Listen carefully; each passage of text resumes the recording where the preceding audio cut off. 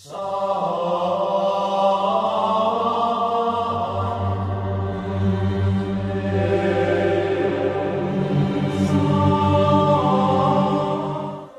ವೀಕ್ಷಕರೇ, welcome to my YouTube channel. ನಾವಿವತ್ತು ಬ್ರೆಜಿಲ್ನಲ್ಲಿ ಒಬ್ಬ ಯುವಕ ಅಕಾಲಿಕ ಮರಣ ಹೊಂದಿದ್ದಾನೆ. ಏನು ಈ ವಿಡಿಯೋ ಅಂತ ನೋಡೋಣ ಬನ್ನಿ.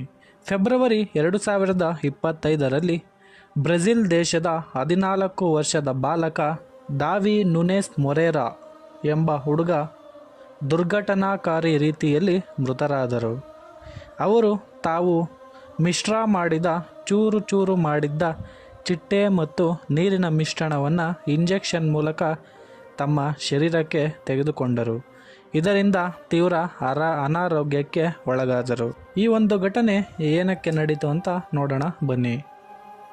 ದಾವಿಗೆ ಇಂಜೆಕ್ಷನ್ ತೆಗೆದುಕೊಂಡ ನಂತರ ತೀವ್ರವಾದ ನೋವು, ವಾಂತಿ ಮತ್ತು ಕಾಲು ತೊಳೆದುಕೊಳ್ಳಲು ಕಷ್ಟವಾಗಲು ಆರಂಭಿಸಿತು.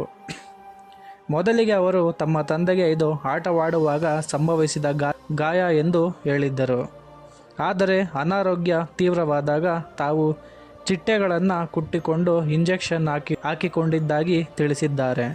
ನಂತರ ಈ ಒಂದು ಹುಡುಗನನ್ನು ಪ್ಲಾನಾಲ್ಟೋ ಬ್ರೆಜಿಲ್ನ ಆಸ್ಪತ್ರೆಗೆ ದಾಖಲಿಸಲಾಗಿದೆ.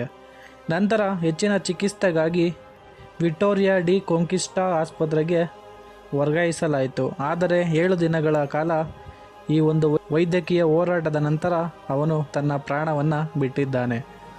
ವೈದ್ಯರು ಇದನ್ನು ಅಲರ್ಜಿ, ಇನ್ಫೆಕ್ಷನ್ ಅಥವಾ ರಕ್ತನಾಳಗಳಲ್ಲಿ ಎಂಬೋಲಿಸಮ್ನಿಂದಾಗಿ ಸಂಬಂಧಿಸಿದ ಸಾಧ್ಯತೆ ಎಂದು ಹೇಳಿದ್ದಾರೆ.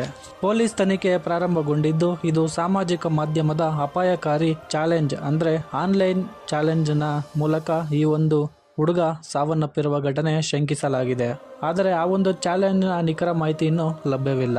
ಈ ಒಂದು ಘಟನೆಯ ಬಗ್ಗೆ ಜೈವಿಕ ತಜ್ಞ ಮಾರ್ಸೆಲೋ ಡುವಾರ್ಟಿ ಅವರ ಪ್ರಕಾರ ಚಿಟ್ಟೆಗಳು ಮಾನವ ದೇಹಕ್ಕೆ ಯಾವ ಪ್ರಮಾಣದ ವಿಷಕಾರಿ ಎಂಬುದರ ಬಗ್ಗೆ ಹೆಚ್ಚಿನ ಅಧ್ಯಯನಗಳು ಇಲ್ಲ. ಕೆಲ ಚಿಟ್ಟೆಗಳು ತಾವು ತಿನ್ನುವ ಸಸ್ಯಗಳಿಂದ ವಿಷವನ್ನು ಶೇಖರಿಸುತ್ತದೆ. ಆದರೆ ಈ ರೀತಿಯ ವಿಷಗಳನ್ನು ರಕ್ತನಾಳಗಳಲ್ಲಿ ನೇರವಾಗಿ ಇಂಜೆಕ್ಷನ್ ಮಾಡುವ ಪರಿಣಾಮಗಳು ಅಪರಿಚಿತವೇ ಎಂದು ಆ ಒಂದು ವಿಜ್ಞಾನಿ ತಿಳಿಸಿದ್ದಾರೆ.